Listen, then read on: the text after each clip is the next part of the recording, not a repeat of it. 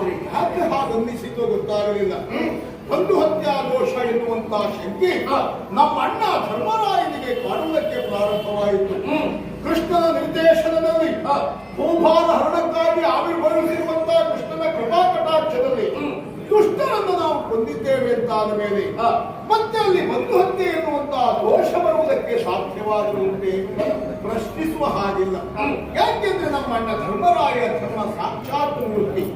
ಧರ್ಮದ ಸತ್ಯದ ವಿಷಯದಲ್ಲಿ ಬಹಳ ಸೂಕ್ಷ್ಮವಾಗಿ ಆಲೋಚಿಸುವ ಸತ್ಯವಂತರು, ಧರ್ಮವಂತರು, ಸತ್ಯನಿಷ್ಠರಾದವರಿಗೆ ಸಂಶಯ ಎನ್ನುವಂತಹ ಸಣ್ಣ ಸುಳಿಯೇ ಬದುಕಿನಲ್ಲಿ ಒದಗಿ ಬಂದರೂ ಅದನ್ನು ಪರಿಹರಿಸಿಕೊಳ್ಳದೆ ಮುಂದಿನ ಬದುಕನ್ನು ಸಾಗಿಸುವುದಕ್ಕೆ ಕಷ್ಟ ಸಾಧ್ಯ.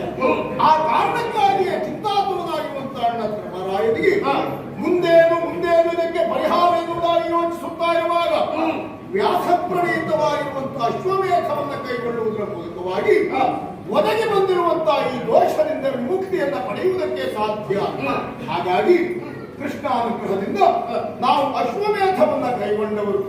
ಹೆಜ್ಜೆ ದೀಕ್ಷಾಬದ್ಧನಾಗಿ ಅಣ್ಣ ಧರ್ಮರಾಯರೇ ಕುಳಿತಿರುವಾಗ ಸರ್ವ ಸೇನೆಗೆ ನೇತಾರನಾಗಿ ನನ್ನನ್ನು ನಿಯೋಜಿಸಿದ ಅರ್ಜುನ ನೀನೇ ಸಮರ್ಥ ಎನ್ನುವುದಾಗಿ ಪೂಜಿಸಲ್ಪಟ್ಟಿರುವಂತಹ ತುರಗದ ಬೆಂಗಾವಲಿಗಾಗಿ ಹೊರಟಿರುವಂತಹ ನಮ್ಮ ಸೇನೆ ಅನೇಕ ಕಡೆಗಳಲ್ಲಿ ಸಂಚರಿಸಿದೆ. ಯುದ್ಧವು ಸಂಘಟಿತವಾದಲ್ಲಿ ಜಯವನ್ನು ನಾವು ಪಡೆದಿದ್ದೇವೆ.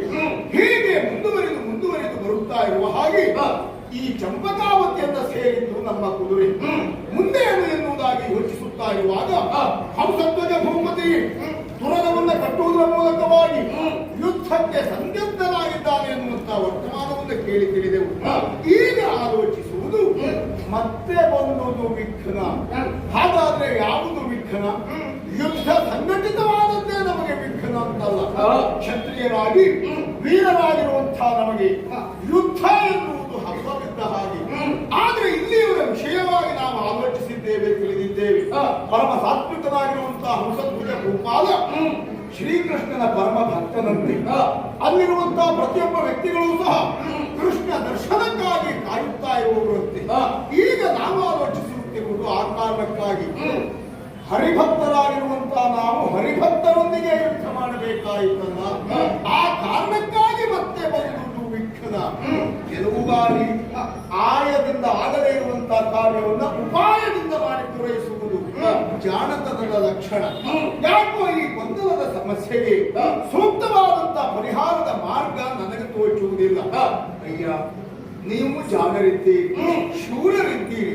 ಈ ವಿಘ್ನವನ್ನು ನಿವಾರಿಸಿಕೊಳ್ಳುವುದಕ್ಕೆ ನಿಮಗೇನಾದರೂ ಉಪಾಯ ಹೊಳೆದರೆ